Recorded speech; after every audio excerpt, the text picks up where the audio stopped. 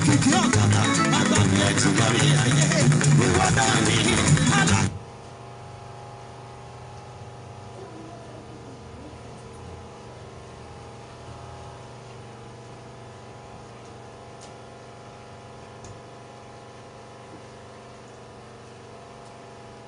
Aworinde Zainab, good evening to you, my sister. Adesomi Olawumi, good evening, happy weekend to you. Bí ẹ ti ń wọlé yẹn, ẹ máa invite.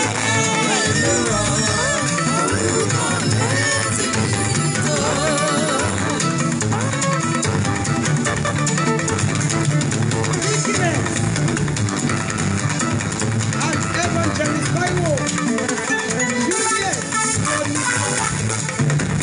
happy birthday to you. Ẹ̀rí yẹn máa ṣe pẹ̀lú ayé. Ẹ ò ní sọmọ nù. Ẹ dẹ̀ ní dópómọdé ní orúkọ Jésù. Bí Olúwa ti ń bẹ tí ẹ̀mí rẹ̀ ń bẹ láàyè síbẹ̀. Àánú tí ẹ rí gbà láti mọ ọjọ́ ìní. Àánú yẹn ní orúkọ Jésù olùgbàlà kò ní fi ayé yín sílẹ̀. Happy birthday to you. Ẹjọ́ gbogbo ẹ̀yin ènìyàn Ọlọ́run bí ẹ ti ń wọlé. Ẹ máa bá mi wish Dickiness Taiwo ìwọ ní mercy ní happy birthday. Ọlọ́run ti fi ọdún kan fún ọdún wọn lónìí. Please say a word of prayer into our life.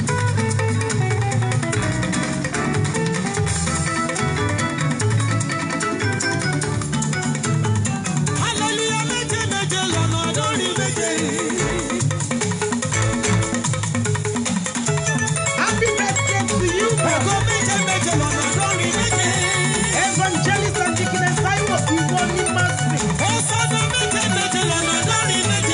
Ọmọ orí ọ̀la owó. Aya wọn ní ọ̀wọ̀ palẹ̀. Ọba owó ẹlẹ́wẹ̀ òkú. Orí adé lọ́wọ́ òkúdọ̀ tí wọ́lẹ̀ sílẹ̀. Using this video to thank God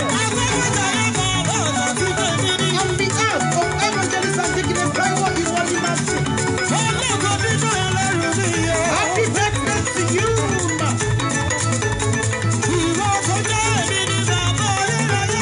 Ẹ jọ bí ẹ ti wọlé yẹn, join me to wish her well. Ẹ máa bá mi celebrate Ọlọ́run nínú ayé Dickiness Taiwo. Please join me to celebrate this woman of God. Because the Lord is here.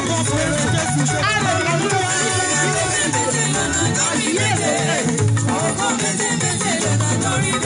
Ṣé iná lè hallelujah? Òkèrè lọ́pọ̀lọpọ̀ kò lè dé sísè.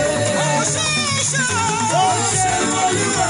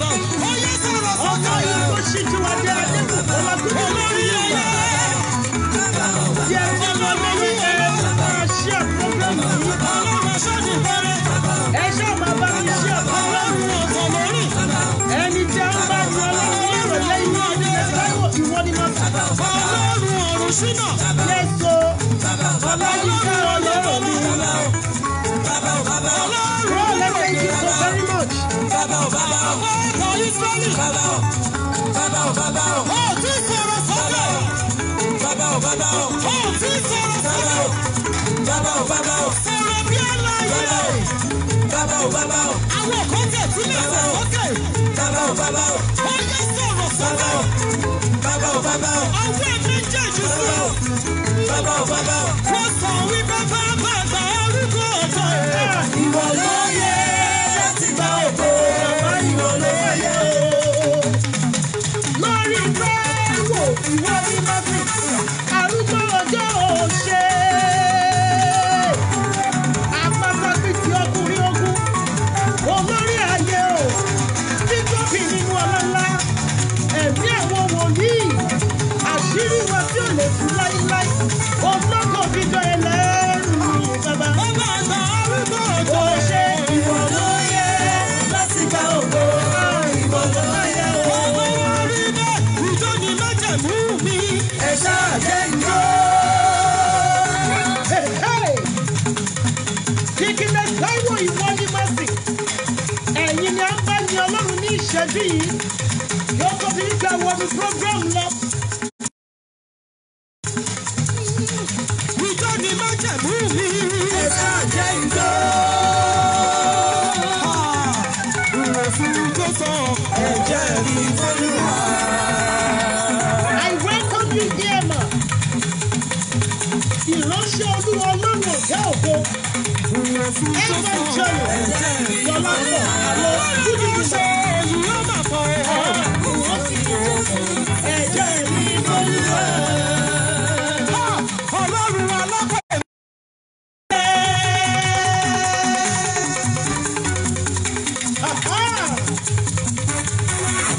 Lórí Táíwò ìwọ ní Mọ́sí. Ọlọ́run alápẹ̀ Àrùn jẹ́ pẹ́pẹ́pẹ́pẹ́ ọ̀la o. Lórí ọmọ Osman àwa dúpẹ́. Ọlọ́run alápẹ̀ mi ò. Àrùn jẹ́ Bọ̀bọ̀ fẹ́ wá. Bọ̀bọ̀ fẹ́ wá. kíkìlẹ̀ Táíwò ìwọ ní Mọ́sí. Kílẹ̀ ní wọ́n fún ọmọ tó ń lọ lẹ́yìn. Bọ̀bọ̀ fẹ́ wá. Òmò fẹ́ wá. Bọ̀bọ̀ fẹ́ wá. Ẹ̀bùn ìwọ́. Bọ̀bẹ́ olórí ayé pọ̀fẹ́sà.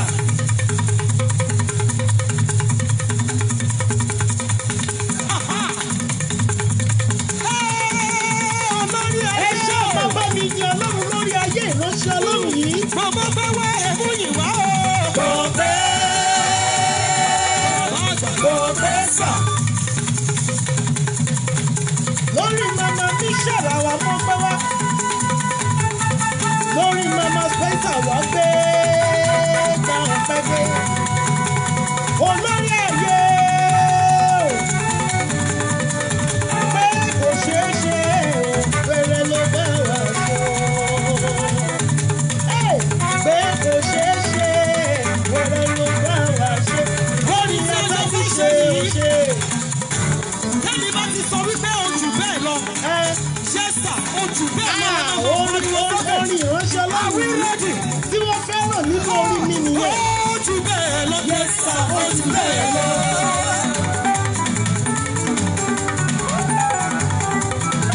Ojú bẹ́ẹ̀ lọ. Yẹ́sà ojú bẹ́ẹ̀ lọ. Ojú bẹ́ẹ̀ lọ. Yẹ́sà ojú bẹ́ẹ̀ lọ. Olúwa lọ. Yẹ́sà ojú bẹ́ẹ̀ lọ.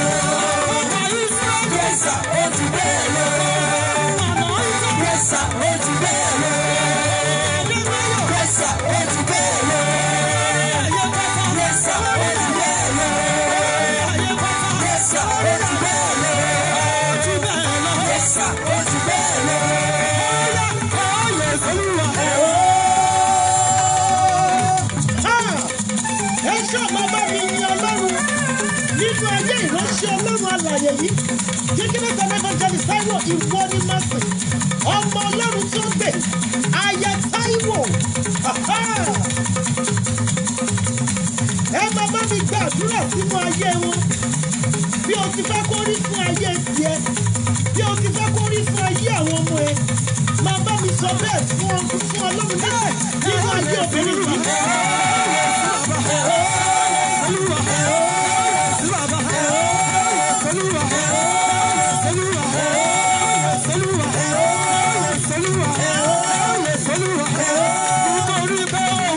Ọba tí a pè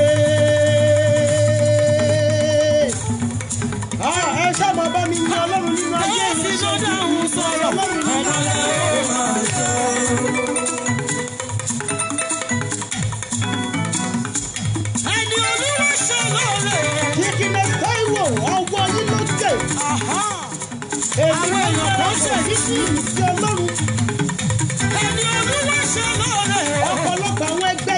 tí wọ́n sáyé tí wọ́n ti mọ̀. Ó ṣe mí lóore ní ká pariwo Ó ṣe mí lóore ní kẹ́ pariwo bí tẹ̀ wáyé. Kọ́nà wọ́n sókè. Ó ṣe mí Lóore.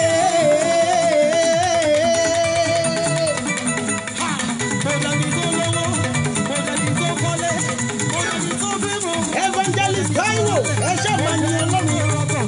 Ògo fẹ́lẹ́dùmarè ọba aláṣẹ Ọlọ́run Olúwa lọ bàbá.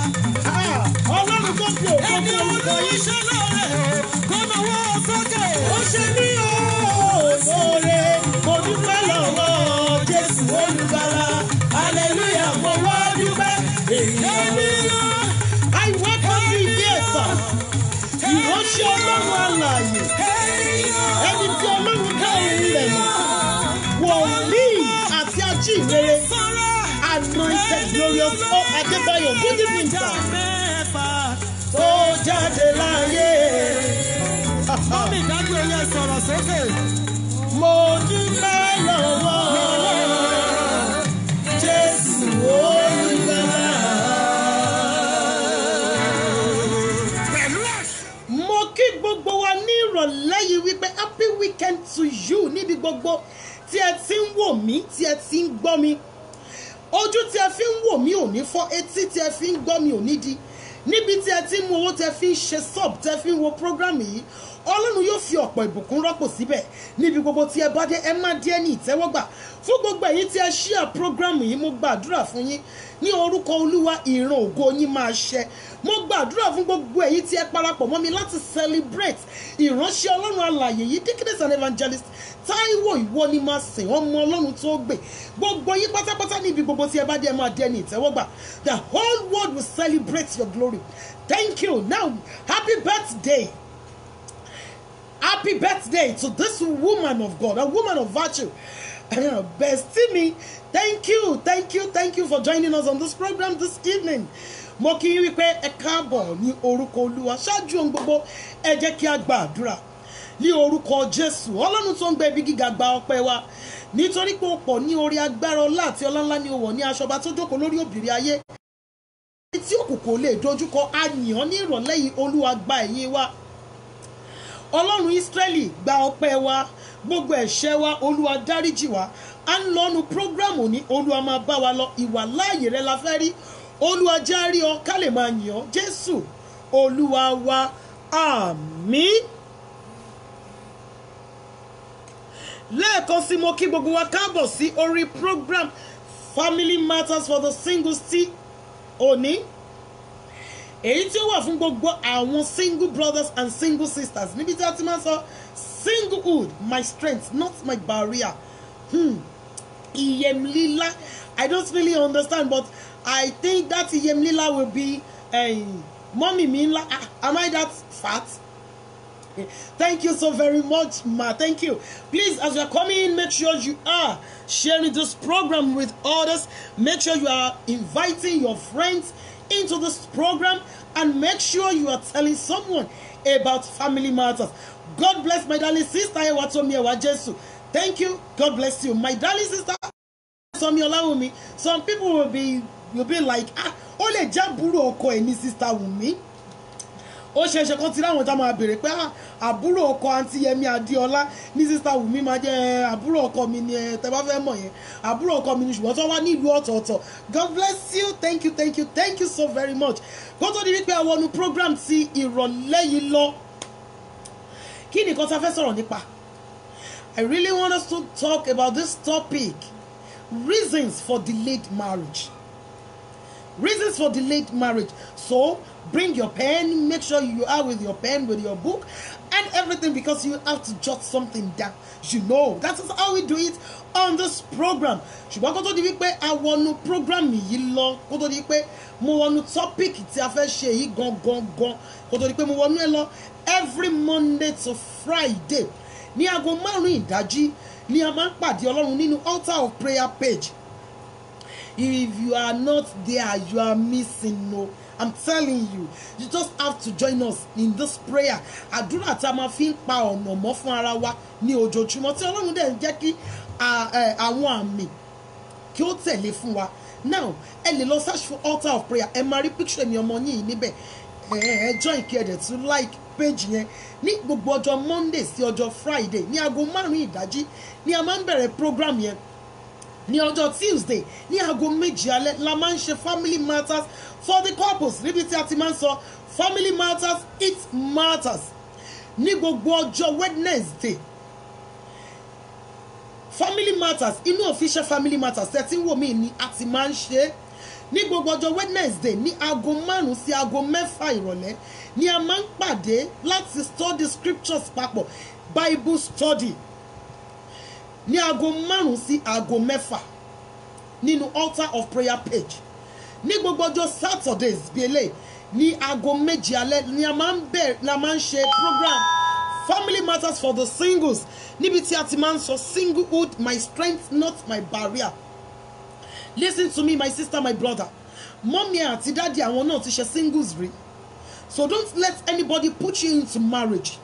Àsìkò ní gbogbo nǹkan tó bá sá eré wọnú marriage ó máa bẹ̀rẹ̀ padà jáde ni, so please take your time.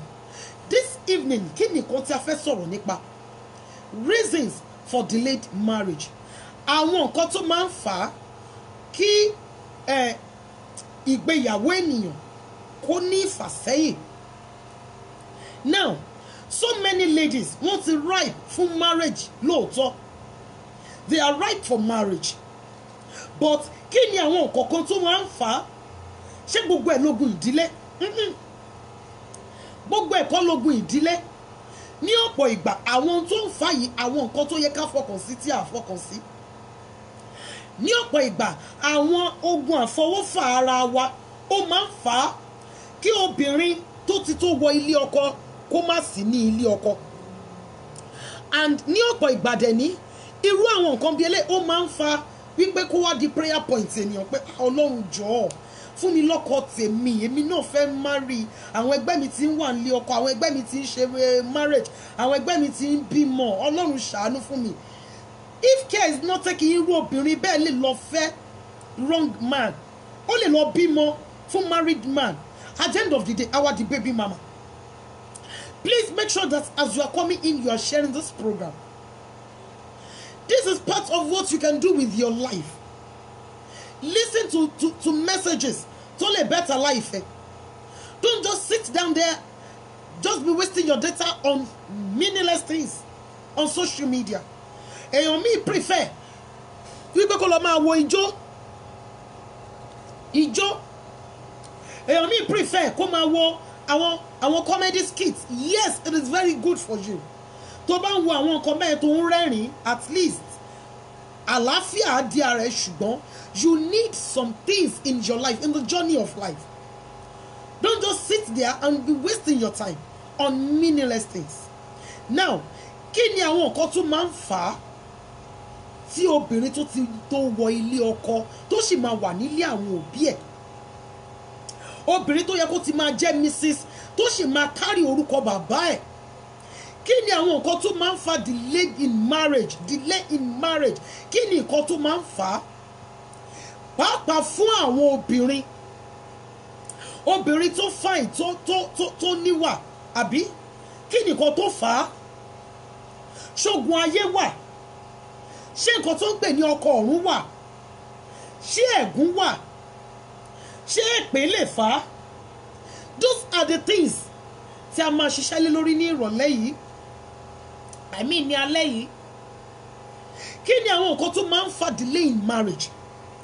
Àwọn tó ti wò wípé ẹni yìí ó ti yẹ kó wà ní ọkọ o, tẹ́ bá jọ rub mind tó máa ní ó máa tí lọ kọ́kọ́ máa tí wà. Ṣé ìwọ obìnrin lè fà á? Oge àṣejù ńkọ́?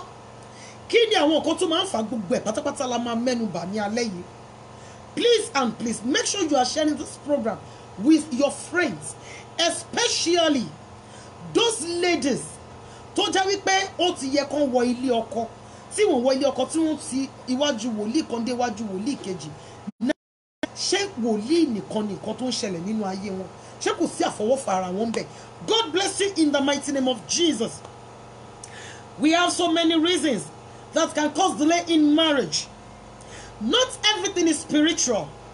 Wash yourself and be sure most of these reasons are not from you.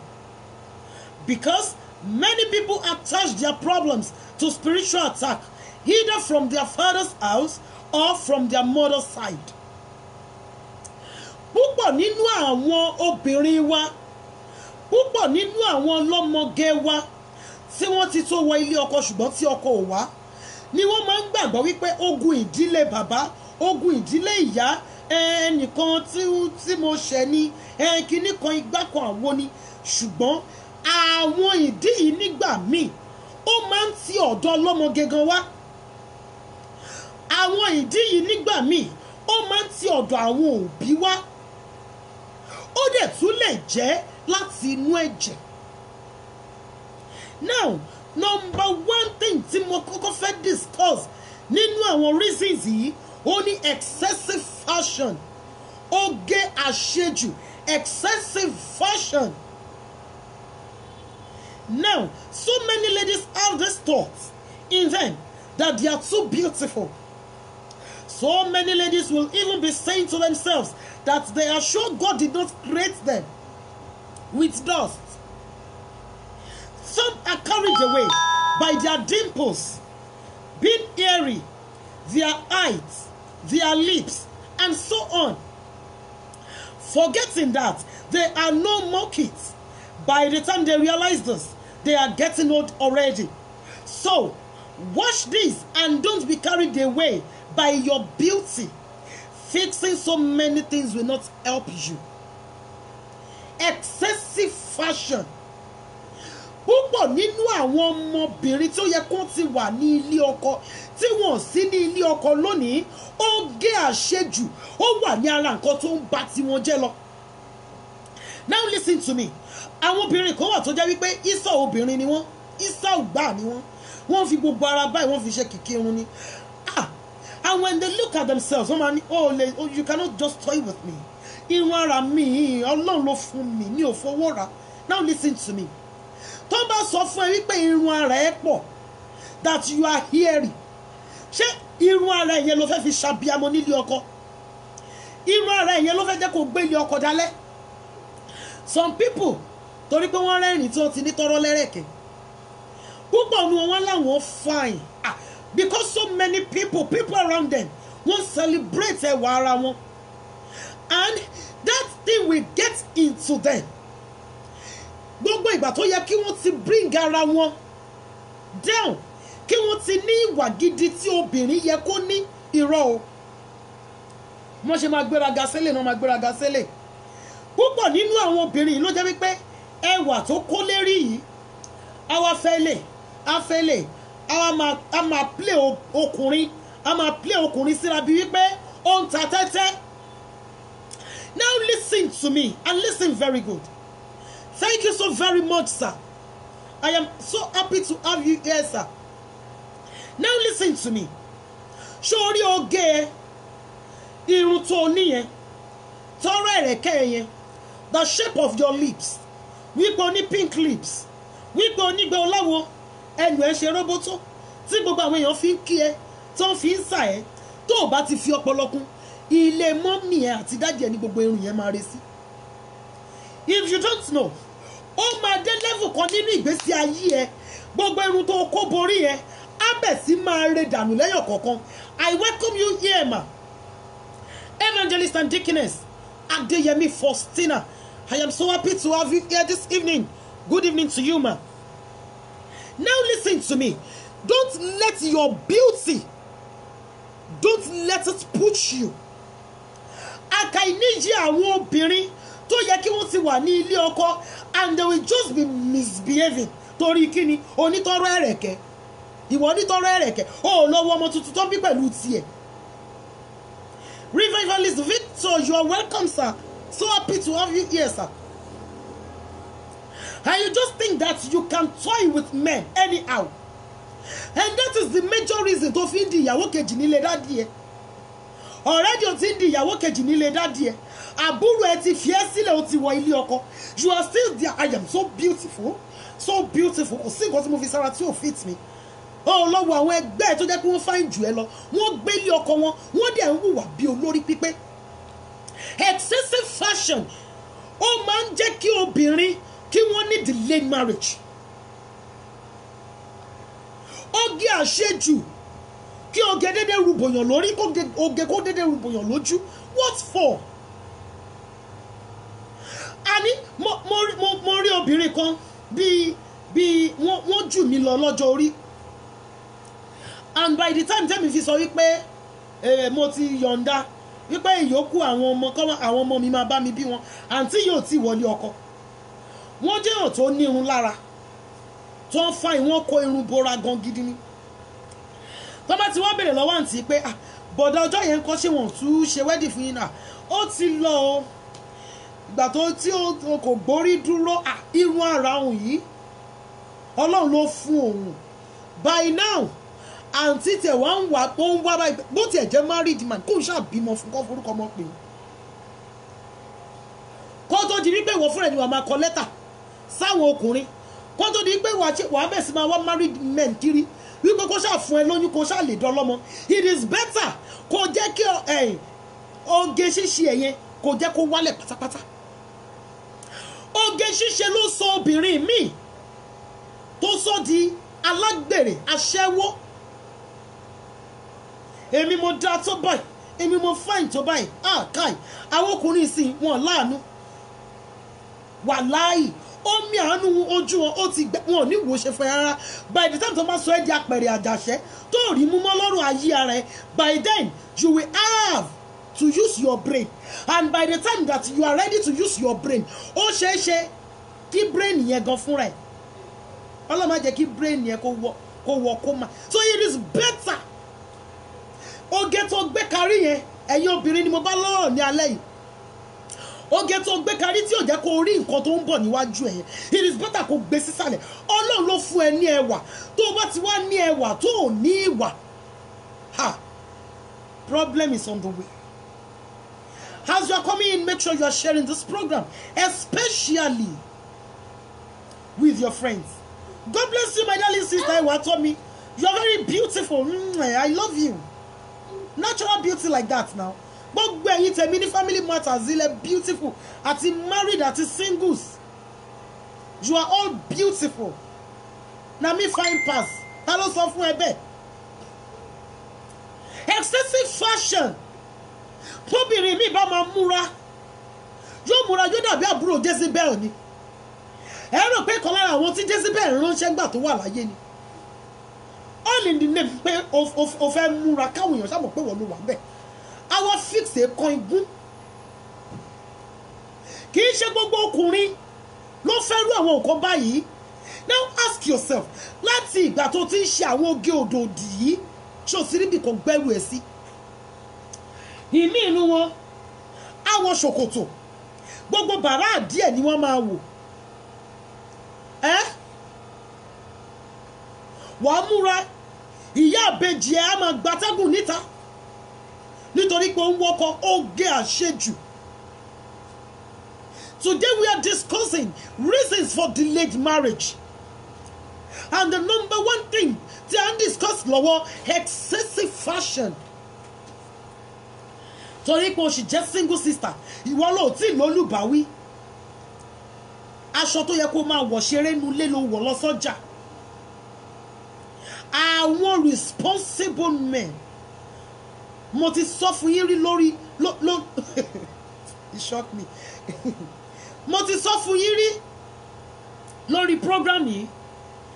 Good men, thank God I have a man here. I have a man of God, not just an ordinary man. I have a man of God here in person of Prophet Anointed Glorious Adebayo. Sir, I said something on my program some weeks ago. Mo ní àwọn ọkùnrin gidi, mo ní wọn kì í jẹ oúnjẹ tí wọ́n ṣí sílẹ̀. Mo ní àwọn ọkùnrin gidi, they eat covered and well preserved food. Thank God I have a man of God here, a man of God. I have him here. Tunde Ajayi, good evening to you, sir. Yes. Real men, they don't eat exposed food. They don't eat junks. They eat good food. So where is your sense? All in the name that you are still a sister. Oh, see, marry, and so many people are celebrating your beauty, and you just dress using your sense.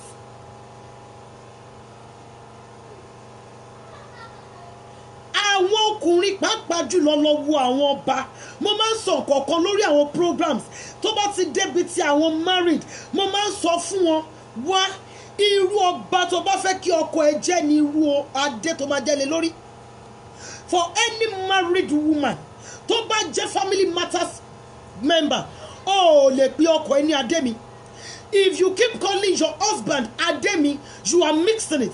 Your husband is not your crown. Your husband is your head. Bíbélì ló sọ bẹ́ẹ̀, kì í ṣe Yẹmí Adéọlá. Bíbélì sọ wípé ó ní obìnrin rere ní adé ọkọ rẹ̀. Adé ọkọ rẹ̀ èyí tó ń dojú tì ní. Ó dàbí ọyún nínú egungun. Ó dàbí ètú nínú egungun. Ó dàbí ìrora nínú ara ni. Ó dàbí ẹ̀gún tó gún ni lẹ́sẹ̀. Now, you as a woman, how are you handling your home? Ibẹ̀ yẹn kọ́ la ń lọ. You as a lady, báwo lo ṣe ń múra? Báwo ni ìmúra ẹ? Tí mi ni wọ́n bá make up tán, Jésù lolúwa. Tí ọmọbìnrin mi bá make up tán, ìwọ obìnrin ẹgbẹ́ ẹ ò ní lè wò lẹ́ẹ̀mejì. Because you just ask yourself, ṣé ewúrẹ́ àti màlúù ni lady ń bá gbé ni? Now listen to me and listen very good. Hear me. 30 years sílẹ̀ kò gbọ́ mi. Yẹmí Adéọlá lórúkọ mi. Me, I don't use makeup. Gbogbo makeup mi kò ju powder àti lip gloss. Now, fún ẹ̀yin tí ẹ ń lo makeup, fẹ́ ń lo àwọn mi ìmọ̀rúkọ tó máa ń pè àwọn eléyìí tí wọ́n lé sí ètè. Fẹ́ ń lo earring, fẹ́ ń lo necklace. Èmi ò sọ wípé ẹ̀ṣẹ̀ ni o. If I am not using it, èmi ò kì í ṣe deputy Jesus. I think you understand me now. Mi ò kì í ṣe deputy Jesus. Ọlọ́run ló mọ nǹkan tó òun ló mọ àwọn nǹkan tó máa fi mú wa wọ ilé ògo. Now listen to me. Ṣùgbọ́n Bíbélì sọ wípé ó ní kí ìmúra wa kó jẹ́ ìwọ̀ntúnwọ̀nsì. Kí ìmúra wa kó jẹ́ ìwọ̀ntúnwọ̀nsì. Kí ló dé? Ó sọ̀rọ̀ di ará ilẹ̀ Íjíbítì. Ara ẹnìkan ni gbogbo góòdì ayé máa pín sí. Ó fi ọpọlọ sí ìmúra ẹ. And you are complaining. Wípé àwọn bọ̀dá ò gbórí dúró. Àwọn bọ̀dá ò fẹ́ jẹ̀jẹ̀kújẹ ni. The only language tí ìwọ understand ni wípé kò ṣáà ti múra kò máa kán tótótó. Now listen to me. Ibo ni sense ẹ wà gẹ́gẹ́ bí obìnrin. All in the name that you want to dress to kill. Ó mú gbogbo kíní. Gbogbo kíní ìyá àbèjì. Oko síta. Ó wọ aṣọ. Wọ́n ń wo gbogbo bra ẹ. Wọ́n ń wo gbogbo ara ẹ. Wọ́n ń wò ó nínú aṣọ tó wọ̀. Now tell me, ibo ni dignity ẹ wà? Ibo ni modesty ẹ wà? Ibo ni ọpọlọ ẹ wà gẹ́gẹ́ bí obìnrin? Obìnrin ni a pè ọ́. Ohun ẹlẹgẹ́ ni a pè ọ́. Ibo ni ọpọlọ ẹ wà gẹ́gẹ́ bí obìnrin? Why must you expose your body all in the name of fashion? And now, o ti wá ń di ìyàwó kejì nílé dádì ẹ. Ìwọ yìí ló máa fi ogun mú àwọn tenants. Tí sanwó ilé, èmi làkó bí dádì mi orí ẹ ò pé. I am so sorry to use that language. Àwọn ẹgbẹ́ wà nílé ọkọ wọn. Wọ́n ṣe kó gidi nílé ọkọ wọn jòkó sílé dádì ẹ. Ó ń ja ìjà owó ilé. All in the name of oge àṣejù tó gbé kárí. All in the name of oge àṣejù. See o. Ìwọ tó ń make up, I am not against you. Tí spirit ẹ bá ti go along, me against ẹ. Wípé ó ń lo hearing, me ò against ẹ. If me, I am not using. Ìyẹn ò sọ pé kí n sọ di ẹ̀ṣẹ̀ fún èèyàn mi o. But listen to me, evangelist Lanre Blessing, you are welcome, man. Listen to me this evening. Bíbélì sọ wípé ìmúra wa kó jẹ́ ìwọ̀ntúnwọ̀nsì. Now, èèyàn mi ò sì kó earring sétí. Bẹ́ẹ̀ kí ọwọ́ yín bọ̀ yóò gbà. Ṣé ló máa dàbí báńgù? àwa nímọ̀ yàtọ̀ láàrin tẹ́tí èèyàn míì dẹ̀ máa ṣe tó máa dé gbáyà báyìí jẹ́ kí wọ́n tún wọ́n sì wà nínú dressing ẹ̀ kí ló ṣe ẹ́ kí ló ṣe ẹ́ ó ti tó wọ ilé ọkọ now check yourself ṣé problem yìí ṣé kì í ṣe àtọ̀dọ̀ mi ló ti wá excessive fashion èèyàn mi àdẹ̀kùn powder bí ìpele 4 lójú brother tó wá toast ẹ̀ nírú àná tó wù ẹ̀ wípé sister àmọ́ bóyá Ọlọ́run lè gbà fún wa látọ̀dọ̀ yín ẹ ṣáà gẹ́tì bẹ́yẹn tó wá dàárọ̀ ọjọ́ kejì àǹtí torí pé ẹ̀ tí ìwẹ̀ tọ́lọ́hùn tí ìfàyè fún yín láti mú ojú yín láti kùn bí ẹ ti máa ń kùn kan yín wọ́n dẹ̀ ń béèrè yín lọ́wọ́ ara yín ẹ wá rí i pé nǹkan dé báyìí nígbà tí bọ̀dá tí ò dá yín mọ̀mọ́ nígbà tẹ́ ti fọ oríṣi ìpele kìíní 4 ojú yín tẹ́ ti fọ dànù why ó gé àṣejù ó lè fà á kí obìnrin má tètè wọ ilé ọkọ singlehood a lè bínú a lè jọ bínú síra wa now to number 2 abẹ tí ń bínú sisters ṣe tí ń bínú ni tẹ̀wá tó wáyé pé ẹ̀ bínú ni ẹ̀yà máa jẹ́ kí n máa rí èsì ń bẹ̀yàn ò singlehood. Now number 2, be selective. Some ladies are too selective. They want rich guy, fair, tall, with 6 packs, pink lips, flat tummy, and so on. When God is even trying to show them their life partner, the man that will stand by them and bring out the best out of them, they will not see because they are always ahead of God's plans. Listen to that again. They are always ahead of God's plans for their lives. Listen to God always. Don't make plans for him. Let him plan for you because his plans never fail. Obìnrin mi kí ló jẹ́ kó sì máa jẹ́ ìyàwó kejì kí ló dé tó wá fẹ́ máa di nuisance sílé ìyá ẹ̀ ó wà selective Jésù mi mo fẹ́ ọkùnrin tó jẹ́ chocolate ọkùnrin tó jẹ́ chocolate ọkùnrin tó ní pink lips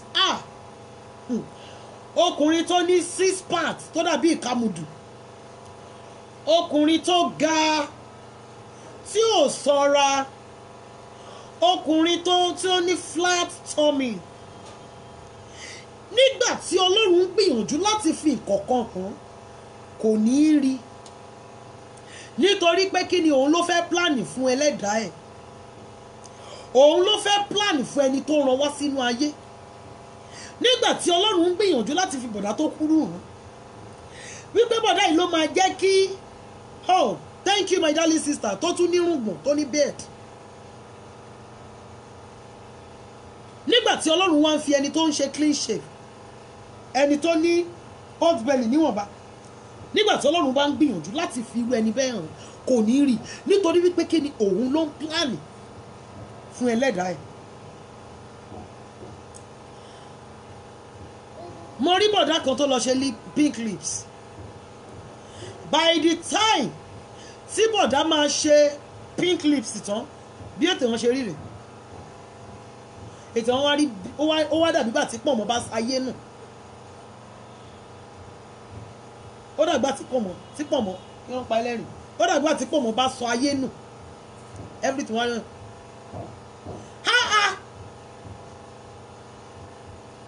ìwọ ìlò fẹ́fẹ́ tó chocolate handsome 6 packs guy wàláyì títí dé ní mi tí mọ̀ nǹkan tẹ́yìn obìnrin ní lára 6 packs yìí torí gbogbo àwọn bọ̀dá tí mo rí tí wọ́n ṣe 6 packs ṣe ni wọ́n dàbí kòkòrò kàmùdù bí kòkòrò ìkàmùdù bẹ́ẹ̀ ni wọ́n ṣe rí wọ́n tóbi lókè wá kéré nsàlẹ̀ àwọn nǹkan tó dẹ̀ ń fi ayé ẹ̀ sátẹ̀lé plan Ọlọ́run fún ìgbésí ayé ẹ̀ ó jù bẹ́ẹ̀ lọ àkàìníye nínú ẹ̀yin obìnrin lẹ́tí fi ọkọ tó yẹ kó mú ìran yín ṣẹ tẹ́ ti fi wọ́n ṣakọ.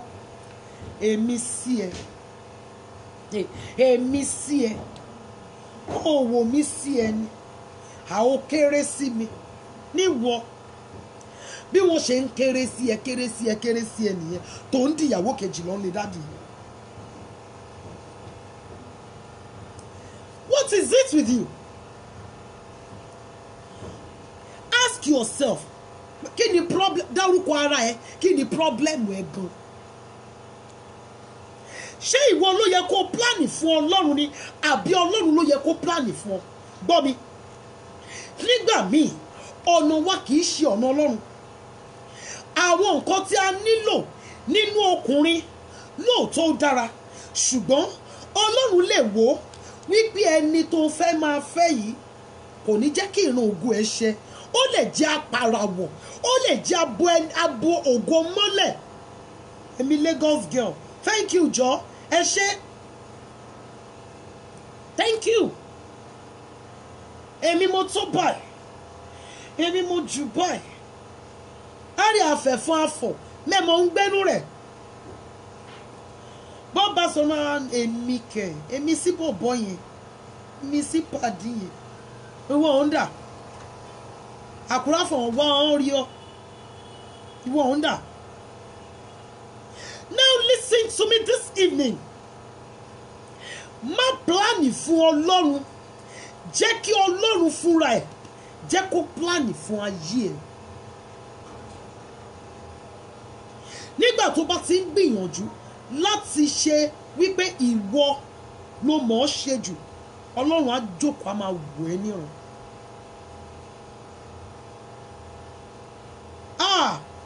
God bless you ẹ̀yin èèyàn mi ní alẹ́ yìí.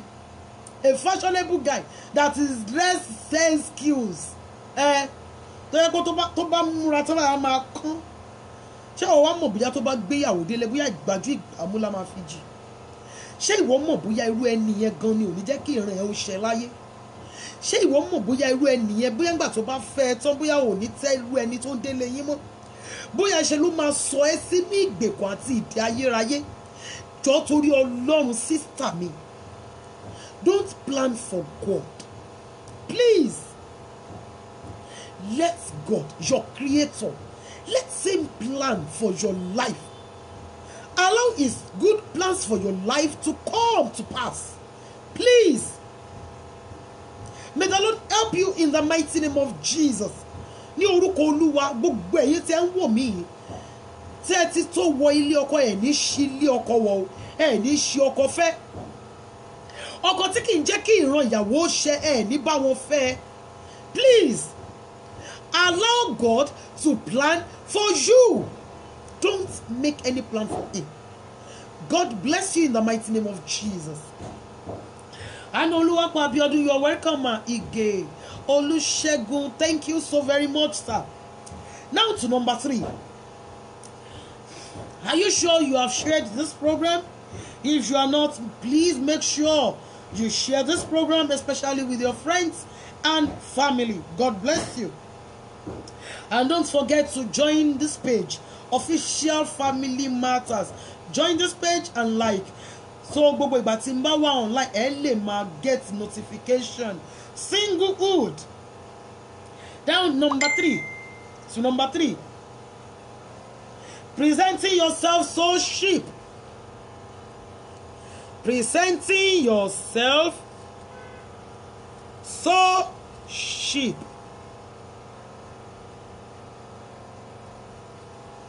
Some ladies don't have any dignity at all. But in Wukomo, only dignity. If any man promise them marriage, or if they see any good-looking man, they fall cheaply for him, believing that this will give them assurance of marriage. This is wrong. Can you remember the number of men that had intercourse with you because of promising you marriage? They will only see you as dog. And as a sheep lady, learn to control yourself and place value upon yourself. As a lady, not all engagement ring is real.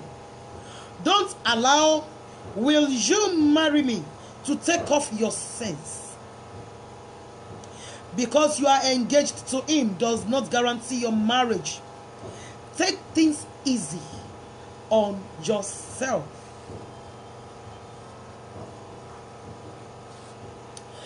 Olani Abimbola Isaiah, you are welcome, my brother. You are welcome here.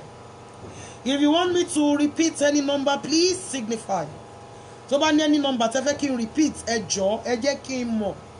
We are here to learn. Kì í ṣe pé kí n máa ṣiṣẹ́ kó má sí àǹfààní iṣẹ́ tí mo ń ṣe.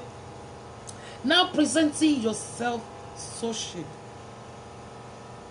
Ó lè fa delay in marriage. Ní ọ̀nà wo? Obìnrin mi tí bọ̀dá bá ṣáà ti lè sọ fún pé "will you marry me? Will you marry me?" Ó kó gbogbo ẹrù ẹ̀ ó ń lọlé bọ̀dá yẹn nìyẹn. Now listen to me. Ṣé o mọ yẹ ẹ̀yin obìnrin tí the same brother ti sọ fún yín pé "will you marry me?" Mo rí obìnrin kan tó jẹ́ wípé nítorí pé ó present ara ẹ̀ so cheap. Ọjọ́ gangan tí ọkùnrin kọ ẹnu ìfẹ́ sí làwọn méjèèjì ní àjọṣepọ̀. Lọ́jọ́ gangan tí ọkùnrin yẹn kọ ẹnu ìfẹ́ sí, ọjọ́ yẹn ni àwọn méjèèjì ní àjọṣepọ̀. Àjọṣepọ̀ wá doyún. Nígbà tó máa gbé oyún lọ fún bọ̀dá tó máa ṣáà tẹ̀lé lédì dé ilé, lo and behold, ọmọ àbúrò ìyá ẹ̀ ni bọ̀bọ́ yẹn. Ó bí ọmọ yẹn o. And títí di alẹ́ yìí bí mo ṣe ń bá yín sọ̀rọ̀, ọmọ tó bí nígbà yẹn, ọmọ 2005 tó bí nígbà yẹn, ọmọ yìí ọmọ pé lédì ló bí òun. Torí mo mọ́ ṣe fẹ́ ṣàlàyé wípé cousin ìyá ẹ̀ ni wọ́n bí fún. Ìyá lédì ló láti claim ọmọ yẹn wípé àbígbẹ̀yìn òun ni. But tí rọ́bà lọ lógún ọdún, ọjọ́ kan lóòótọ́ máa bà. Má máa gbé ara ẹ sílẹ̀ bí oníyẹ̀yẹ́. No wonder tí Bíbélì fi sọ wípé kí àkéte wà ní àìléèrí, ó ní kí ìgbéyàwó kí ó ní ọlá láàrin gbogbo ènìyàn. Bàbá ṣe ti lè sọ fún ẹ báyìí wípé "I love you", gbogbo ọpọlọ ẹ ó ti máa kúrò níbi tó wà, ó ti bọ́ sátẹ̀lẹ́sẹ̀. Bàbá ṣe ti lè sọ fún ẹ báyìí "baby, I love you", ó yìí ń gbọ́ sétí. Gbogbo nǹkan tó wà lára ẹ̀ pápátá ni ó tán wáyà. Lórúkọ Olúwa ẹ̀ ní kú mọ́ mi. Thank you so very much. Tó bá ti lè sọ fún baby, tó bá ti lè pọ̀ obìnrin mi ní baby. Tó pè ní baby, ayérayé o. Bẹ́ẹ̀ ni kó lọ gbélé mọ́mí ẹ̀ta yóò lọ gbé ta. Tó bá ti lè pè wọ́n ní ẹjọ́ ẹ máa rán mi létí àwọn orúkọ tó máa ń pè yín, tó máa ń tàn yín on. Àwọn orúkọ tó máa ń pè yín tó máa ń tàn yín on yẹn. Honey, sweetheart. Tó má ti lè pè é ní sweet rat. Gbogbo nǹkan tó fi ń jẹ́ ènìyàn pátápátá ti fò lọ. Ọpọlọ yẹn ó ti máa wà lábẹ́ àtẹ́lẹsẹ̀. Ṣúgà ìyọ̀tí tí ìfúnra ẹ̀ dùn o, wọ́n tún wá ní ìpè ìwọ̀ ṣúgà ọlọ́mọdé oní diabetes. Now listen to me, cockroach in my cupboard. Wọ́n máa ju gbogbo campus ní city, cockroach máa kú tó máa gbẹ dànù. Má máa gbé ara ẹ sílẹ̀ bí oníyẹ̀yẹ́. Obìnrin ni ẹ́, o gbọ́dọ̀ place value lórí ara ẹ. Tó bá ti lè fún obìnrin mi ní engagement ring, ó ti dìyàwó. Ìfẹ́ mi, ayọ̀ mi, ọkàn mi, ẹyin ojú mi, àtàǹpàkò mi, ojú ọgbẹ́ mi, ọ̀ní, oríṣiríṣi orúkọ. God bless you. Mo mọ̀ pé máa sọ fún mi. Mo mọ̀ pé you will never let me be alone on this program. Abi. Now listen to me, my lady. Please. Place some values on yourself. Obìnrin ni ẹ́, ó ní pie kọ́. Sweetie, my sugar. My diabetes ni. Jẹ́ ara ẹ ní ọpọlọ, jẹ́ kí ọpọlọ ẹ ṣiṣẹ́ bí obìnrin.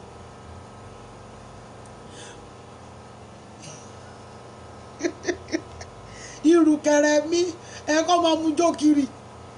Tó bá ṣáà ti lè pè wọ́n ní orúkọ, gbogbo system wọn máa dàrú. Gbogbo system orí ẹ̀ ó máa dàrú, ó máa túká. báwo ni ọkùnrin ṣe máa bá ẹ ní àjọṣepọ̀ lọ́jọ́ gọ́gọ́gọ́ tí ẹ jọ pàdé ó wá ní pé kò mí ọmọ yẹ ọkùnrin tó ti sọ fẹ́ yín pé will you marry me because they had intercourse with you tí wọn ò dẹ̀ padà fẹ́ mọ́ nítorí pé wọ́n ti mọ nǹkan tó wọ̀n. My darling sister, ìwà yìí wà lára nǹkan tí ò jẹ́ kó rí ibi tútù bí ẹrù ẹ̀ka. Use your brain. Use your brain. Má da ìrìn àjò ayé ara ẹ rú. Má da ìrìn àjò ayé ara ẹ má dàrú.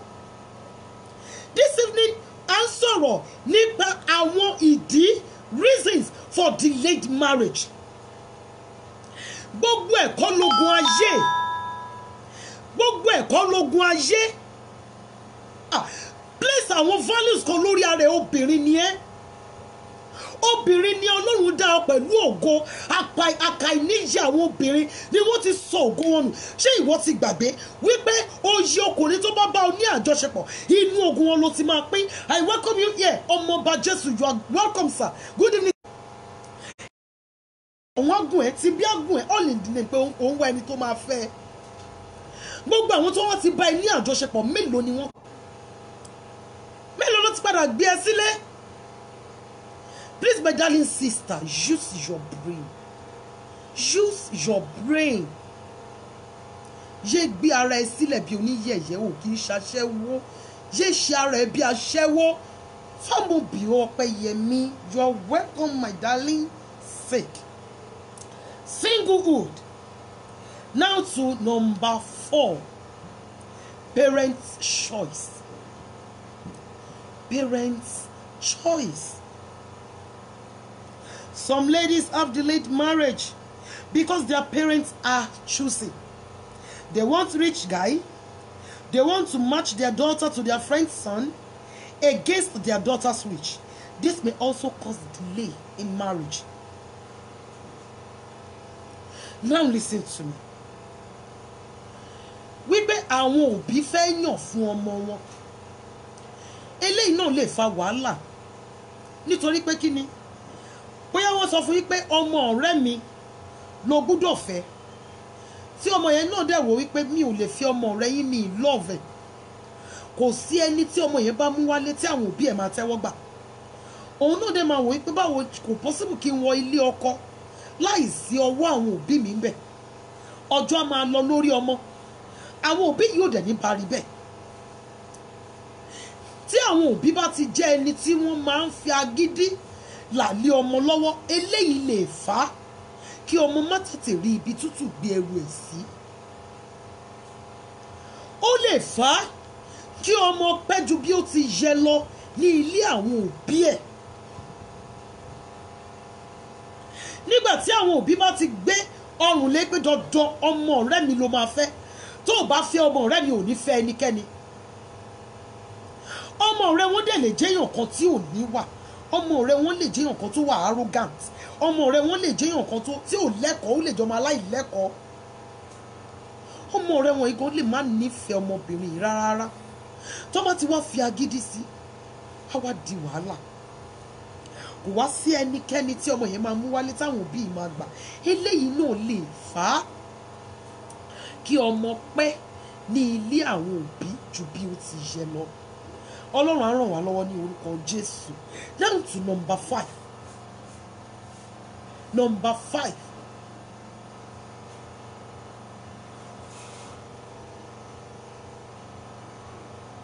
Adeoye, you are welcome in Jesus' name. Number 5. Unknown covenant. Unknown covenant.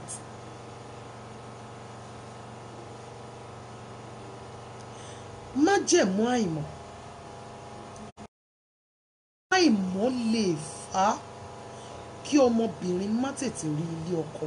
Ṣé mọ̀ wípé number 5 yìí, and that is the last one tí mo fẹ́ sọ nípa ní alẹ́ yìí.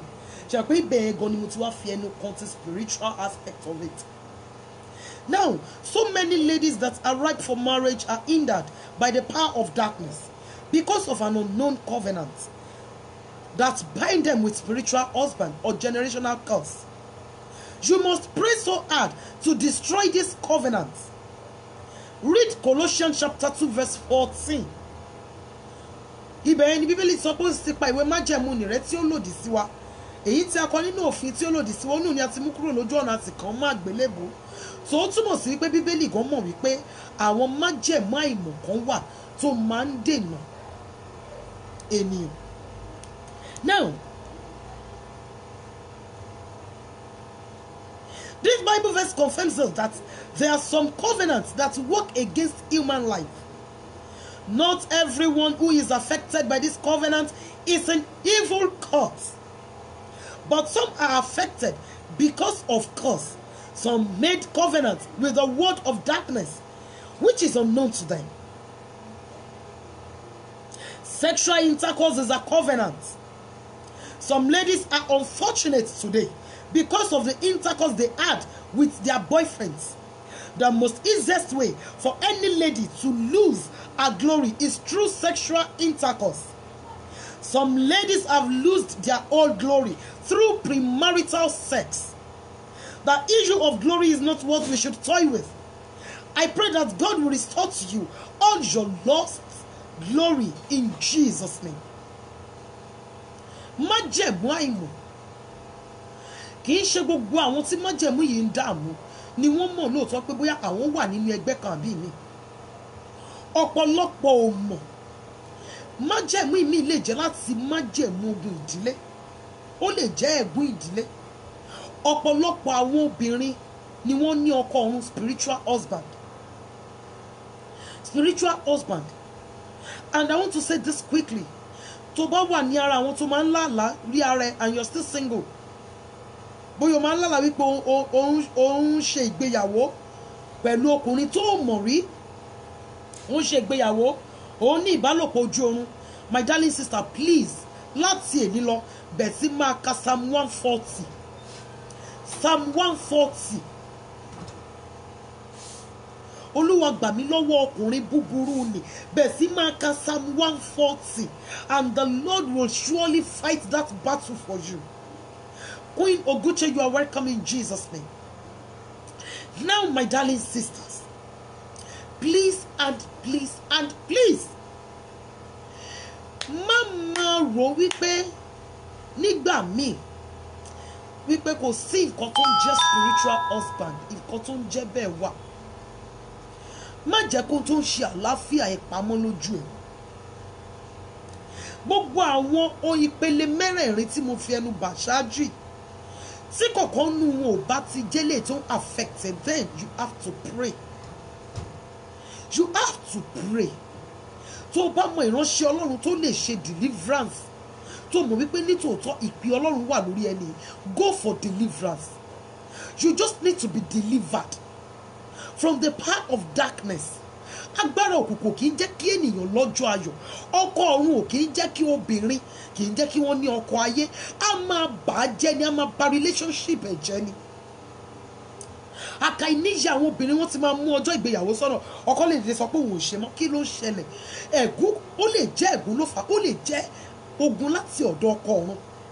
So nǹkan tó ń jẹ́ bẹ́ẹ̀ ó wà. Don't fool yourself. And may the Lord help you in Jesus' name. Gbogbo ẹ̀yin tí ẹ ti wà ní abẹ́ ìgbèkùn ọkọ ọ̀run, tí ẹ wà ní abẹ́ ìgbèkùn májẹ̀mú ẹ̀gún àti èpè ìdílé, agbára àjíǹde Jésù olùgbàlà máa sọ yín di òmìnira. Bákan náà, àwọn kan ti wọ inú májẹ̀mú lọ nípa sísọ fún ọkùnrin, bóyá nígbà tó ṣì wà lọ́mọ kékeré tó ń ṣe boyfriend girlfriend, bóyá nígbà tó ṣì wà secondary school pé ìwọ ni máa fẹ́. Tí mi ò bá ti fẹ́, kò sí èèyàn míì tí màá fẹ́. Now, nǹkan kan lè ṣẹlẹ̀ kí ẹ̀yin méjèèjì túká kẹrin ti yín lọ́tọ̀ọ̀tọ̀. Ọ̀rọ̀ ìgbà yẹn ó ti di májẹ̀mú.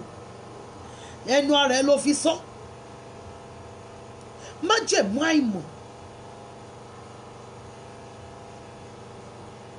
Ọ̀pọ̀lọpọ̀ wọn nítorí wípé ìfẹ́ kékeré ó ti rúbò wọn lórí.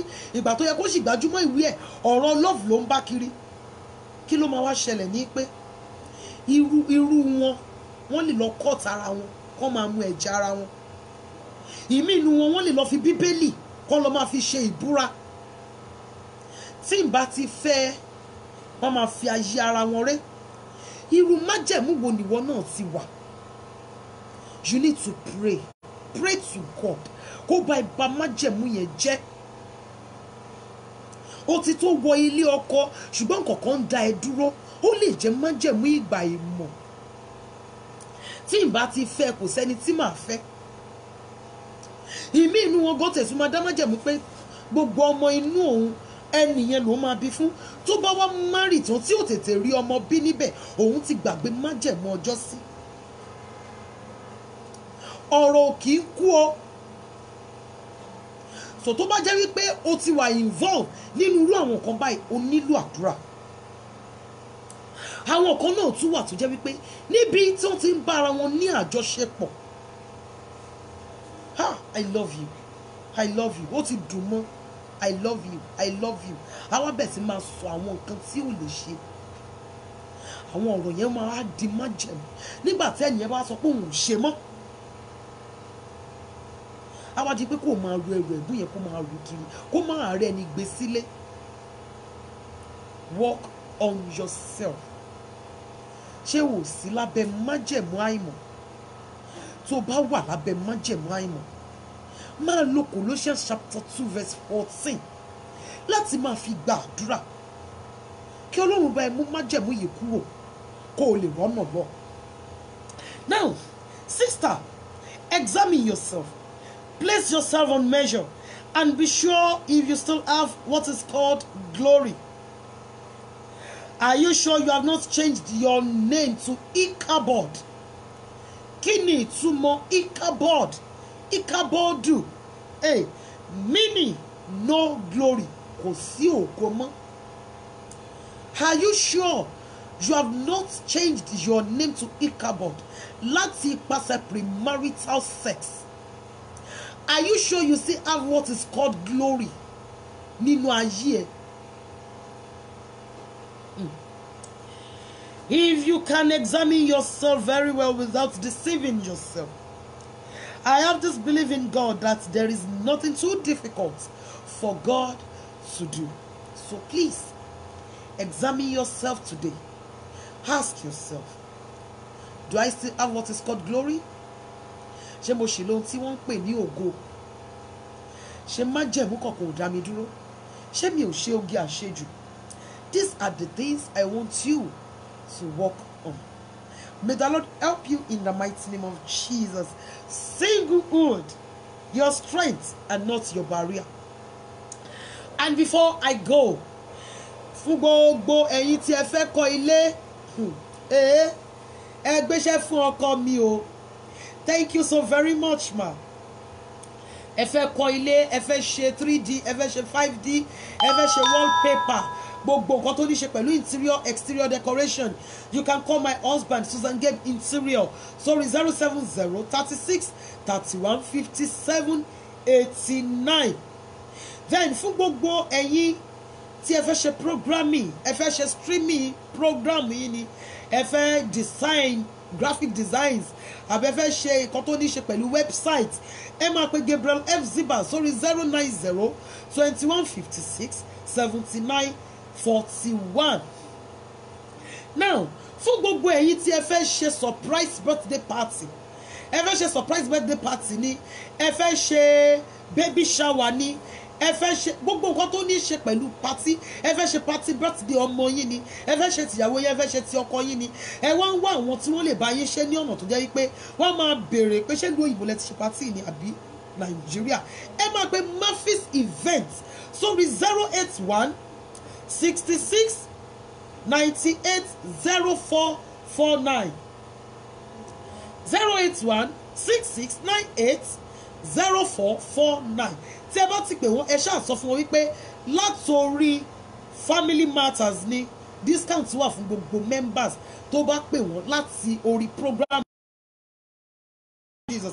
And ẹ fẹ́ ra ilẹ̀, ẹ fẹ́ ya plan ilé, ẹ fẹ́ ra odidi ilé, àbí ẹ fẹ́ ta ilẹ̀ yín, ẹ fẹ́ ta odidi ilé, ẹ máa pe engineer Victor sórí 090 343 9301771 090 343 93071. Fún gbogbo ẹ̀yin tí ẹ fẹ́ ra àwọn nǹkan tó ní í ṣe pẹ̀lú ilé ìdáná kitchen utensils bóyá ẹ fẹ́ jẹ́ alágbàtà àwọn yìí wọ́n ní ẹ̀ka sí Nàìjíríà wọ́n ní sí òkè òkun bóyá ẹ fẹ́ máa ṣe alágbàtà àwọn kitchen utensils ẹ fẹ́ máa ta àwọn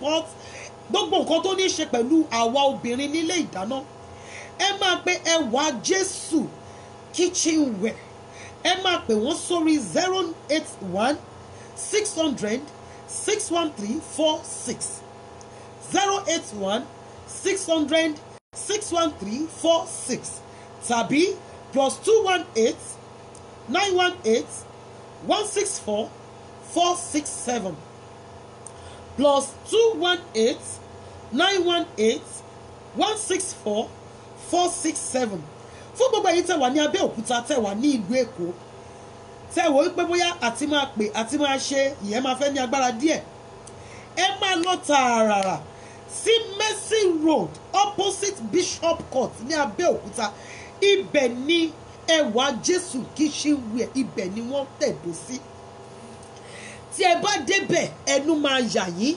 pẹ̀lú àwọn nǹkan gidi àwọn nǹkan mèremère àwọn nǹkan tó make sense kì í ṣe àwọn pàǹdà àwọn nǹkan gidi tẹ́ máa bá pàdé ńbẹ̀ àwọn ò kì í ta pot tẹ́ máa lò láàrin oṣù kan tó máa jò lábẹ́ àwọn ò kì í ta àwọn abọ́ tó lè fi wò ó gbọ́ mi ṣó mọ̀ wípé ọkọ ẹ ìwọ náà ó sì fẹ́ máa múra wọlé ọkọ so you need Ẹwà Jésù kitchenware I am telling you tó bá lọ síbẹ̀ yẹn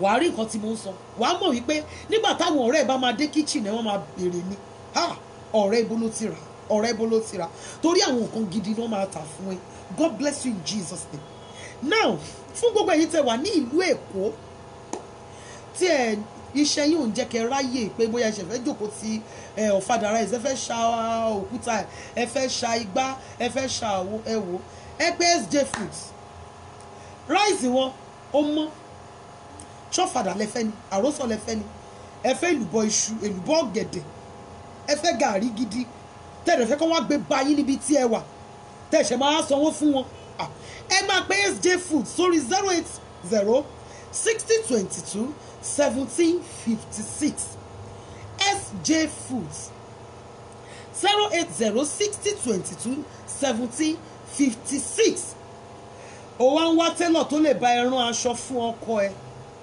broda àbò ń wá télọ̀ tó lè gbé aṣọ sí ọrùn ẹ táwọn èèyàn máa béèrè pé mi rò pé télọ̀ yìí mi rò pé Nàìjíríà ló wà ó dàbí pé ìlú òyìnbó ló ti ń rán aṣọ tó máa rán aṣọ fún yín tó máa dàbí pé ṣe ni wọ́n bí yín mọ́ ẹ máa pe Sunday sórí 081 1664 gbogbo àwọn tí mo ń sọ ọ̀rọ̀ wọn yìí tẹ́ bá ti pè wọ́n ẹ̀yin ẹ ṣáà sọ fún wọn wípé látòrí Family Matters lẹ ti gba nọ́mbà wọn Sunday Taylor 081 69 93 16 65 nírí jù báyìí lọ lórí ètò tòní lórí Family Matters for the singles mo dúpẹ́ lọ́wọ́ gbogbo yín pátápátá tí ẹ bá mi fi ara balẹ̀ tí a jọ ṣe program tòní ní orúkọ Jésù ẹrù ògo yín ọ̀tá ò ní tú balẹ̀ gbogbo ẹ̀yin sisters mi mo gbàdúrà fún yín ní orúkọ Olúwa ẹ ní ṣí ilé wọ̀ o ilé tẹ́nìyàn rẹ́rìn wọ̀ tó ń sọ ẹkún jáde ẹ̀ ní bá wọn wọbẹ̀ gbogbo ẹ̀yin tẹ́ ti ripe fún marriage ọkọ tí yóò mú èrò ògo yín ṣẹ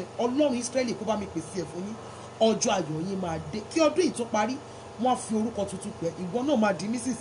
ó máa kúrò láàrin singlehood my strength not my barrier ó máa lọ sí àárín Family Matters it matters ní orúkọ Olúwa Ọlọ́run Ísírẹ́lì mo dúpẹ́ lọ́wọ́ yín God bless you èmi ọmọ yín Yẹmi Adéọlá ni mo sọ fún yín pé a kú ìsinmi ọ̀la ní orúkọ Olúwa ayé wa máa dùn ayé wa máa lóyin ire o Evangelist Taiwo Iwonimasi happy birthday to you ma enjoy every bit of God's grace and mercy upon your life. Oh, devil.